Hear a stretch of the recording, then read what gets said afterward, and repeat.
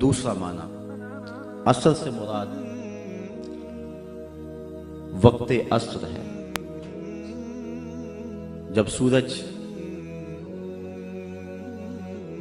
ڈھل جائے اور ہر چیز کا سایہ اس کے اصلی سائے سے 2 گنا ہو جائے تو اس وقت سے لے کر کے غروب تک وقت عصر ہوتا ہے۔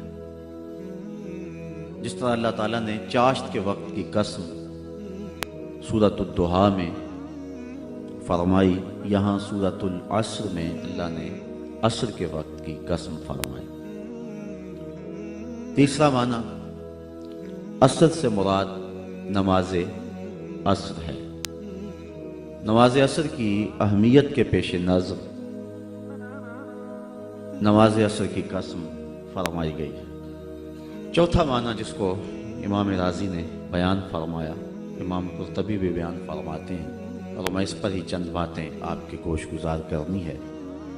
عصر سے مراد وہ کہتے ہیں زمانہ خاص ہے، اور اس سے مراد زمانہ رسالت مآب صلی اللہ علیہ وآلہ وسلم ہے۔ فرمایا محبوب مجھے قسم تیرے زمانے کی، انسان خسارے میں ہے۔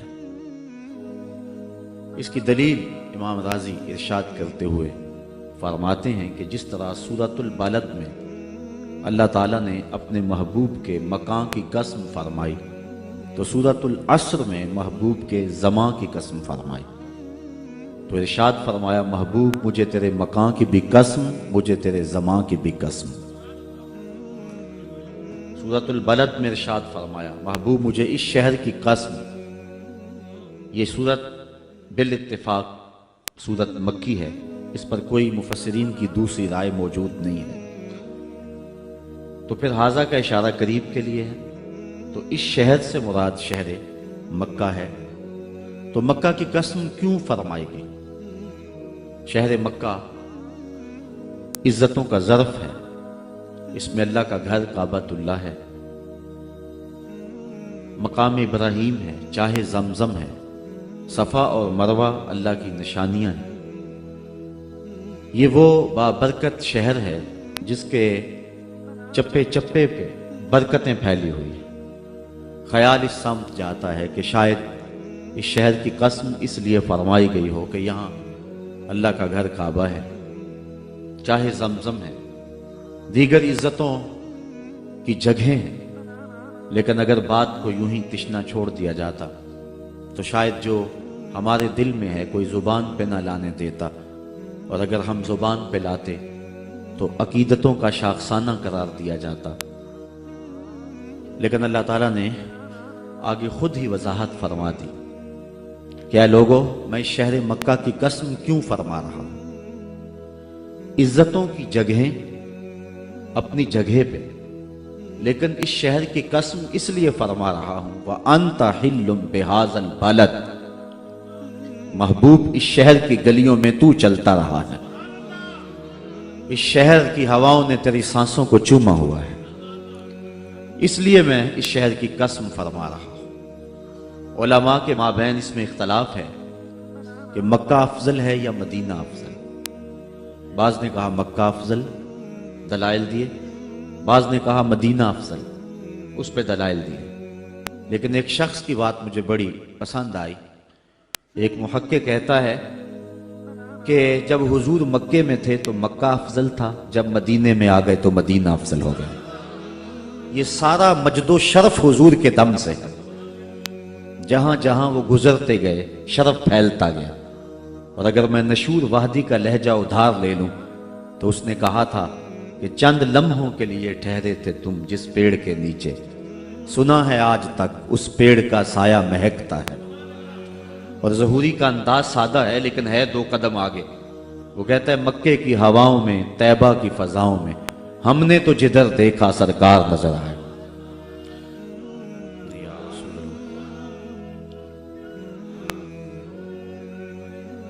تو جہاں جہاں سے وہ گزرتے گئے وہاں شرف پیدا ہوتا گیا۔ وہ کہتا ہے جب حضور مکے میں تھے تو مکہ افضل تھا، اور جب مدینے میں آ گئے تو مدینہ افضل ہو گیا۔ تو اللہ تعالیٰ نے اس آیت کریمہ کے اندر اپنے محبوب کے شہر مکہ کی قسم فرمائی اور اس کی وجہ بھی ارشاد کی کہ محبوب مکے میں تم رہتے ہو، تمہارا گھر ہے، تمہارے بسیرے ہیں، اس لیے مجھے شہر کی قسم۔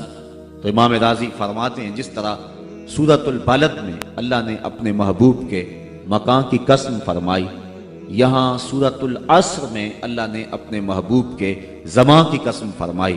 محبوب مجھے تیرے مکان کی بھی قسم، مجھے تیرے زمان کی بھی قسم۔ والعصر، اس سے مراد ہے محبوب کا زمانہ، قسم ہے محبوب کے زمانے کی، جو کہ مجد و شرف محبوب کے زمانے میں ہے۔ بغداد میں ایک شخص روٹیاں بیچتا تھا، جو تازی روٹی وہ 1 روپے کی، جو باسی روٹی وہ 2 روپے کی۔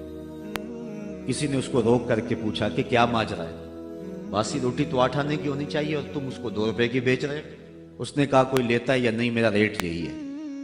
کہا بتا تو صحیح کہ باسی روٹی قیمتی زیادہ کیسے ہے؟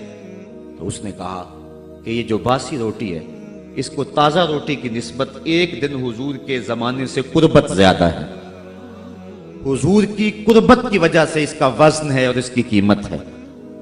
تو کائنات میں جس کو بھی عزت ملی اور جس کے پاس بھی کوئی شرف ہے، وہ حضور کے دم سے ہے۔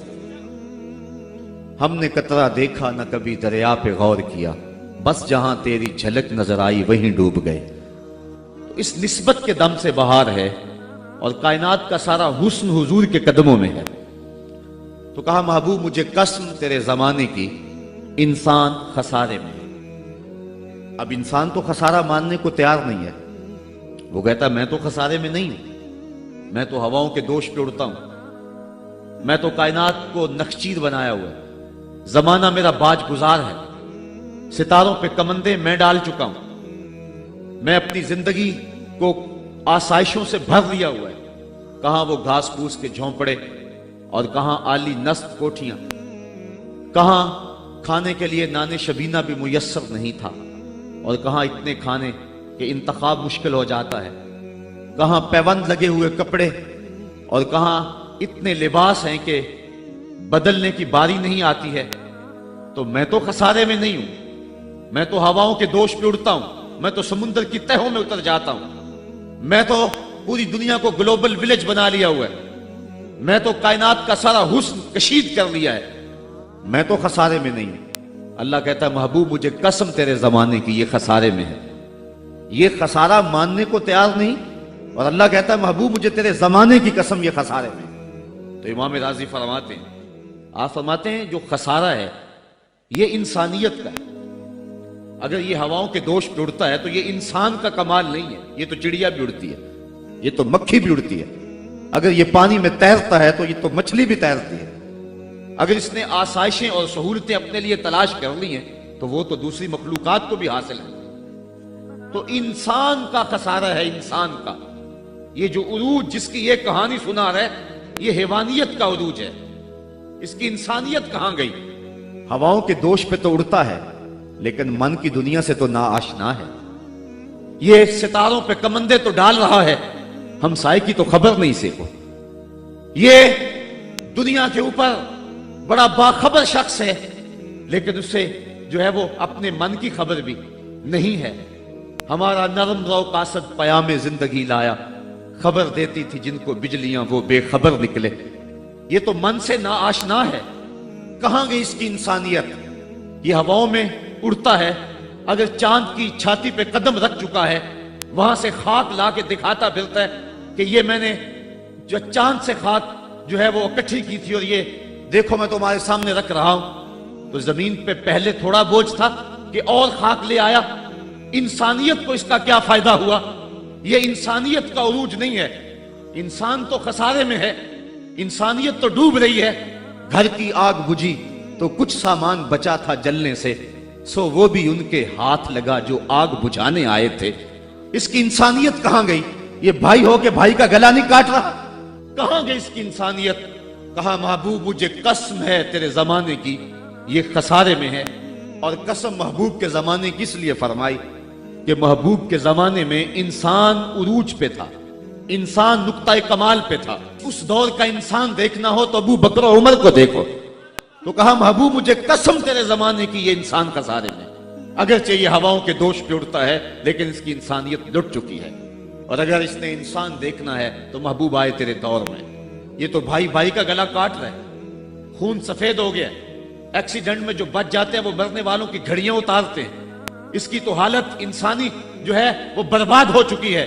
لیکن حسن دیکھنا ہے انسانیت کا تو آئیں تیرے دور میں، جب ایک شخص زخموں سے چور تڑپ رہا ہے اور کہتا ہے العطش، ہائے مجھے پیاس لگی، ایک بندہ کہیں سے پانی کا پیالہ لیے اس کی پیاس بجھانے کے لیے آگے بڑھتا ہے اور اس کو پانی دیتا ہے، اور وہ بھی ہونٹوں تک لے آتا ہے کہ دوسری طرف سے آواز آتی ہے العطش، تو یہ پیالہ اسی وقت پیچھے کر دیتا ہے اور کہتا ہے میرے بھائی کو شاید زیادہ پیاس لگی ہے، پہلے اسے دے دو، مجھے بعد میں دینا۔